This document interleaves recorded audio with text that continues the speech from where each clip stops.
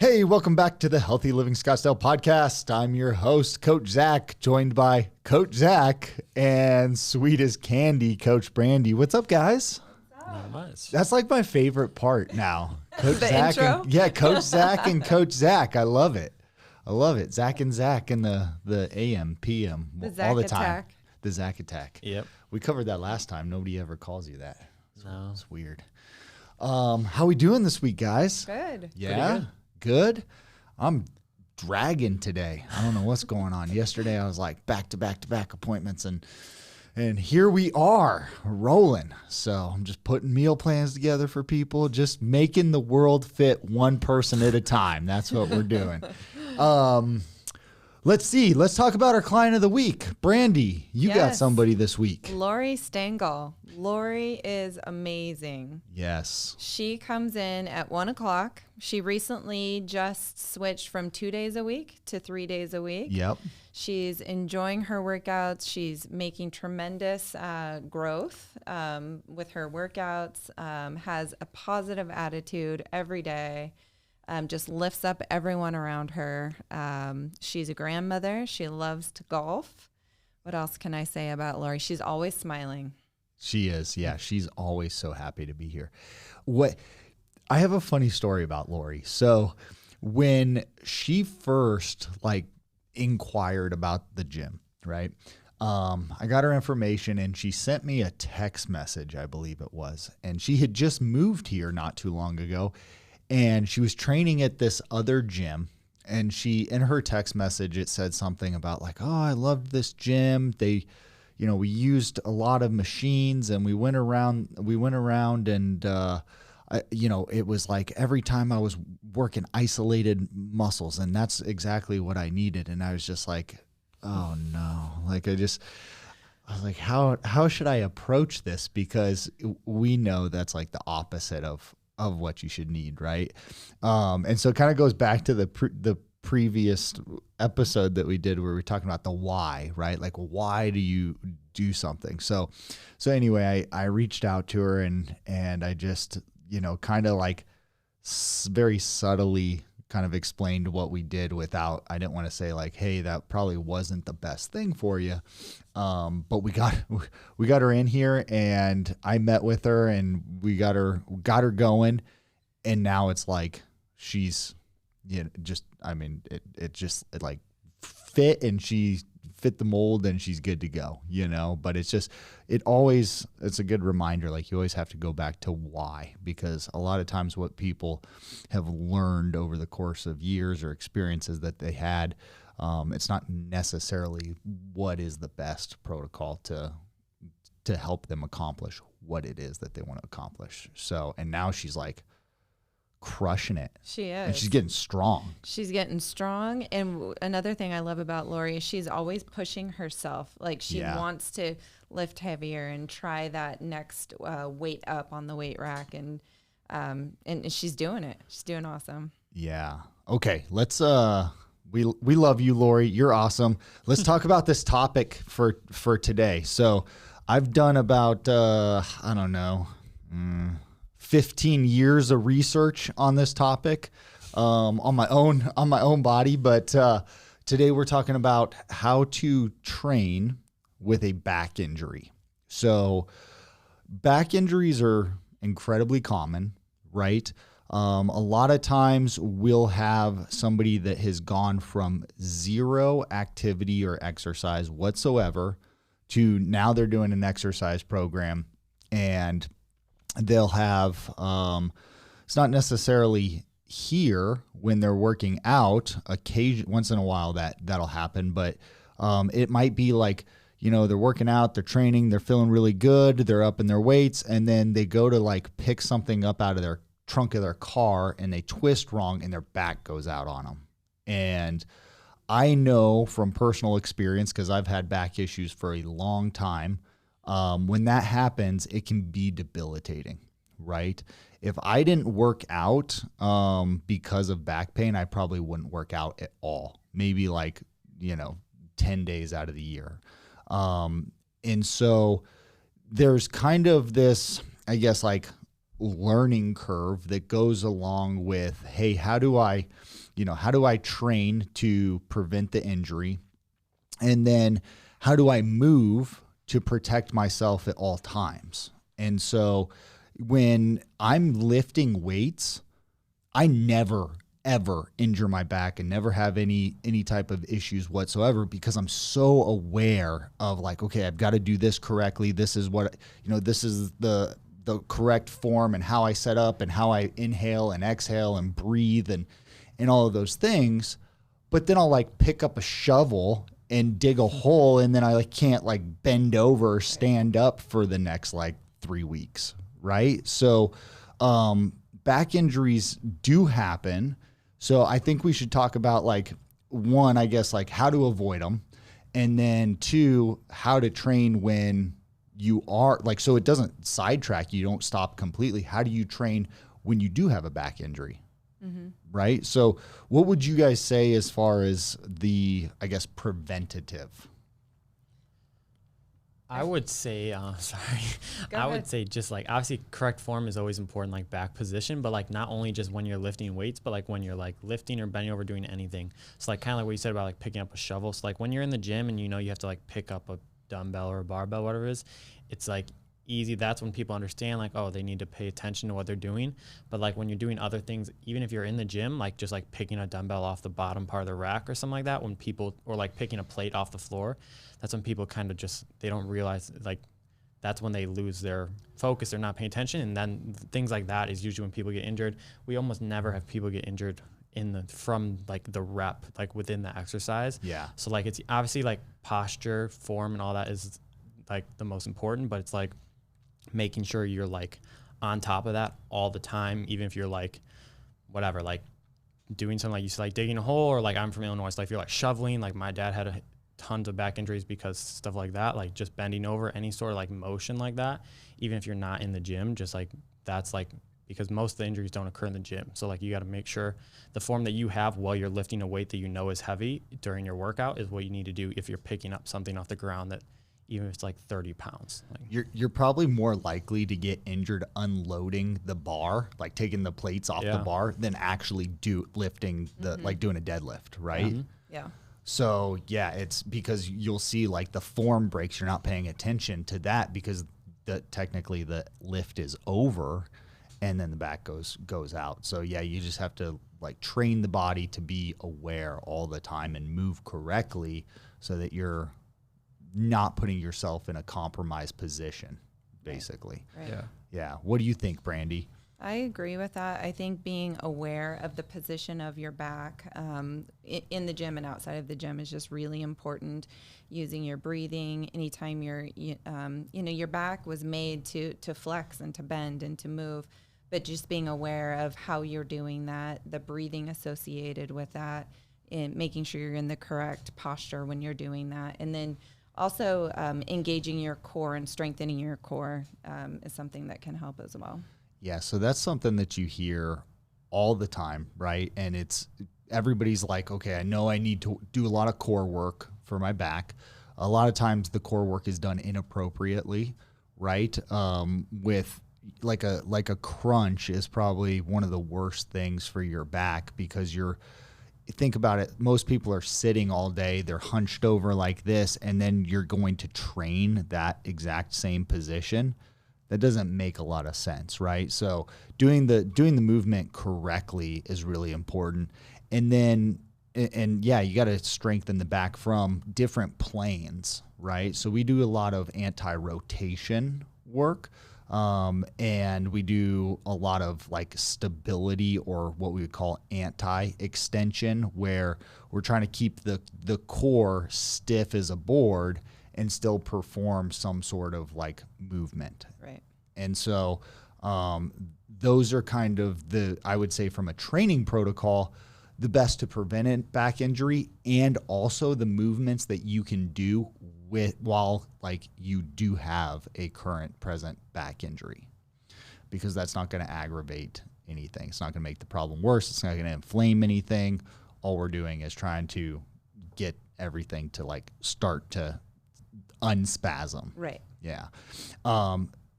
Hip flexors. hip flexors. Everybody's always like, yeah, I got tight hip flexors. And they're like, yeah, back here. And I'm like, it's not your hip flexor. your hip flexors are in the front of your body. Your hip rotators are in the back, right? On the back side of your hips, like upper glute, lateral glute. So a lot of times when the hip rotators get tight, you'll feel like a catch in the low back, and that's can come from a lot of leg work, like leg training that you're doing that's heavier, and you'll just get like the piriformis, which is a muscle that runs from your butt crack over to the hip, the outside of the leg, will spasm, it'll get tight, and it'll push on your nerves basically, and that's what's going on there. So yeah, we need to do some trigger points, some foam rolling, some stuff on the glute to make sure that, you know, we're keeping the muscle tissue healthy. Hip flexors, most likely the problem with the hip flexors is that you're in a seated position all the time. All the time. So that seated position is going to cause your hip flexors, again, in the front of your body, to be in this bent position. And then when you go to stand up and you go to extend the muscle, it's catching because it's not used to being in that full lengthened position, if that makes sense, if everybody's following me there. So we have to work that muscle and do a lot of soft tissue stuff there in order to prevent back pain. Right. Yep. You guys are nodding. You're like, yeah, guys, makes sense, right? That's right. So that would be like preventative. Right. But how can people train, or how should they train, I guess, like hip rotators and hip flexors to make sure that they're not going to cause themselves any harm or avoid back pain? I think some mobility work is important for hip flexors and really for all joints, to ensure that, you know, you're moving them. We do cars, so rotating the joint, that's really important. And then, you know, we can do things like bridges. That's a good strengthening exercise. And we work those in bridges or hip thrusts, things like that to strengthen the muscle. Yeah. What do you think, Zach? I would say two things. So two things outside of strengthening your core. Most people like think they train their core and they just train their abs. And the things that contribute to back pain is your other core muscles, not just your abs. So making sure we do things that are like directly transferable to like normal stuff. Like we do carries here all the time, like different offset loaded carries. So like one side is heavier than the other is a great way to train your core, like both lateral sides, so that you are naturally strengthening and like helping any sort of misbalances or imbalances and weaknesses in your core. And I would also say is training in all planes of motion. So most people, if they don't come to a gym like ours, where we tell you basically what to do, where it's implemented already, you don't have to worry about it. Pretty much everybody trains, especially lower body, if we're talking about like back pain, in like the sagittal plane, which is like forward and back. So like the sagittal plane is like, if you can do that exercise in a narrow hallway, then that's the sagittal plane. You can only go forward and back. So like most people, any sort of leg things like a squat, lunge, split squat, all of those things are all in the sagittal plane. So teaching people, like most people are very, very poor at anything that's in a outside of that plane where they're moving laterally from side to side. Especially lower body, it's very tough because like their adductors, which is your inside of your thigh, which pulls you in, versus any of your rotator muscles that are going to push you out.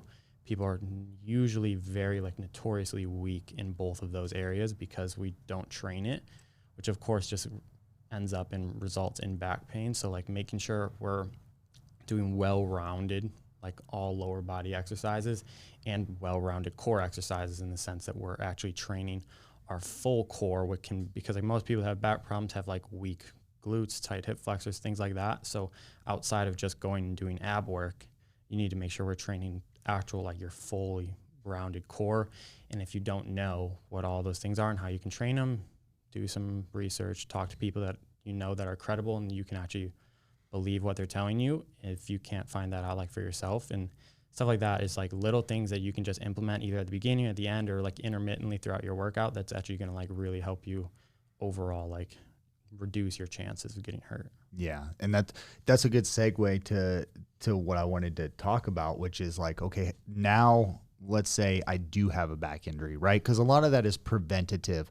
So my back goes out on me, and when I go to stand up, it catches, and I'm like, oh, and I can't like finish standing all the way up, right? It takes me a couple of seconds extra to get to the full extension. So I have a bulging disc. Like that's what happens to me is my disc will bulge, and then I'm like, okay, what do I do now, right? And I've discovered or created kind of this protocol for myself. So I think one is being able to figure out like what is the trigger that's causing the issue in the first place, right? I know for a fact I pick up a shovel and try to dig a hole, like that's going to get me. So I don't do that, right? And if I do, or I have to, or whatever, like I'm doing something around the house, something breaks, then I know I have to be aware of how I perform the movement to do it perfectly, right? But I would say identify, maybe you have a disc problem, maybe you don't have a disc problem. A lot of times it might just be like, hey, we need to put a lacrosse ball in your hip rotators, find the trigger points, get everything to relax, chill out, get those muscles to recognize, hey, everything's okay. They relax, it takes the pressure off the nerves, and you're good to go, right? So that would be my step one to me is, hey, if you have a back issue, like all of a sudden your back went out on you, we got to go after the muscle tissue first. Like let's target that. Let's hit all of the points of where it could be your hip flexors, your hip rotators, your glutes, your rectors, all of those muscles. Make sure, hey, okay, everything there is being taken care of. Then there's, like for me, a bulging disc. Like I know I have to do extension exercises, which will change kind of the position my vertebrae are in. And then my disc will just kind of go back in, and then it's not pressing on the nerves anymore. Then I don't have back pain. So I'll do that preventatively. Then if I have an issue where I'm like, oh, my back's really bad today, I just incorporate that all throughout the day. And then I go and avoid any like heavy loads for a couple days. I still work out. And I'll still, I'll primarily do upper body, and I'll go really, really light on lower body exercises until the pain's gone away. And then I just like keep going. Right. But I'm not going to stop working out, because if I do, what am I going to do if I'm not working out? Probably sit down, which is like the worst thing that I could do. So, and a lot of times it's like, once I start to get a little bit better and I'll do like kind of build up, my back will start feeling better and better and better and better, because now I'm lifting weights and I'm balancing everything out. So, so it's like the worst thing you can do is stop moving, right? It just has to be done in a controlled environment. Right. And I want people to understand that, because I get it. Like when that alarm system goes off and you're like, oh, my back is bad, everybody's like, don't do anything. I'm like, no, like you need to do something, but it just needs to be very controlled, very light, easy, and we'll work through this, and it's going to get better way faster. I think like under control is the most important part. So like kind of what Brandy said earlier at the very beginning was like your back is meant to flex and extend. So like and a lot of people like out of fear of like back problems, we just like avoid everything altogether. Like you should always, but like your back is meant to flex and extend. So like just because we flex our spine or extend your spine, it doesn't mean you're going to get injured. If you already have back problems, there are certain things, of course, movements you might need to totally avoid. But in general, I think the big thing is like, like people are scared to do certain things because of back problems, or if they already do have back problems. And like, we want you to be able to fully function just in a controlled manner. So like there are exercises we do where you do have to extend your spine or flex your spine. Like it's something necessary. Like you need to be able to do that, because if you're just walking around and you have to like reach for something, like your lower back is going to flex. So like certain things like that, like you need to be able to do that. So like it's just understanding like how I can perform all the like necessary normal movements that I would do throughout my day or working out, and just make sure it's controlled and that we're not going to injure ourselves doing it. Because I think the biggest part is people are just really scared that they're going to do something, and then usually they end up doing things actually outside of how they should do them because they're so worried about their back being in a compromised position that they're actually altering their normal movement patterns, which end up inevitably hurting themselves anyway. That's really interesting that you say that, because I've noticed before when my back is like, maybe it's there, but it's not bad. It's kind of like on the verge. Mm-hmm. If I perform a movement very cautiously, very slowly, it's like I feel pain and I'm like, ooh, if I don't think about it and I just like go real fast, no pain. And so it's like I wasn't aware of it. I wasn't thinking about it. And I just like my body moved naturally.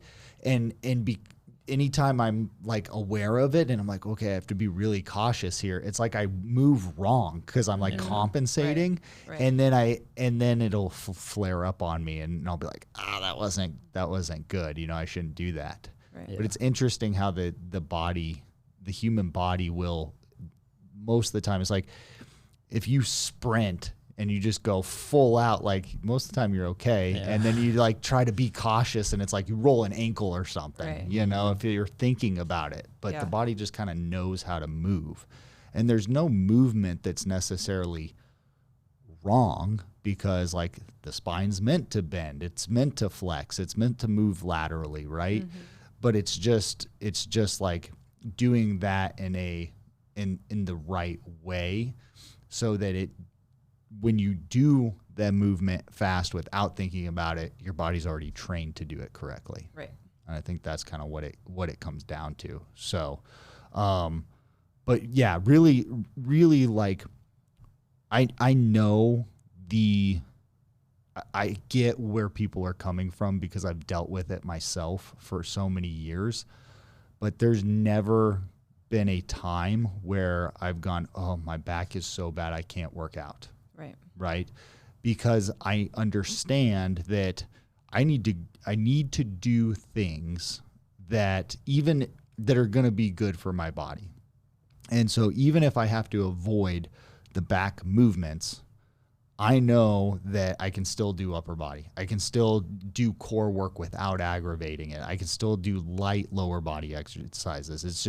It can be corrective, whatever. But the point I'm trying to get across is, even though that's kind of like the last thing you want to do sometimes, the worst thing you can do is just be sedentary and hang out with a back injury. Right. Like, you have to be working through it. Right. So yeah, totally agree. I think it's important to know what the limitations are, but then to work around them and focus on what you can do rather than what you can't do or what you feel limited to by the injury. Yeah. Yeah, I would say, because like we also, during our 10 a.m., we have a client who's got very, very bad back problems, and he comes 4 days a week and he does upper body, he does lower body. It's just like finding what you can do like safely and what works for you. It's like, even if you do have really bad back problems, like he can't lay on his back, he can't do like pretty much anything, it all has to be seated or standing, but like it just shows there's always like something you can do and come in. You just got to figure out like what the best course of action is for you, other than just sitting at home and making everything worse. Yeah. Yeah. So don't stop training, guys. There is a way. If you need help, we're here. That's what we're here to do, is guide you through it. Right. So, all right. That's all I got for the peeps. Outros. We got your back. That's a good one. Not bad. Thanks for listening, guys. We'll be back with you next week.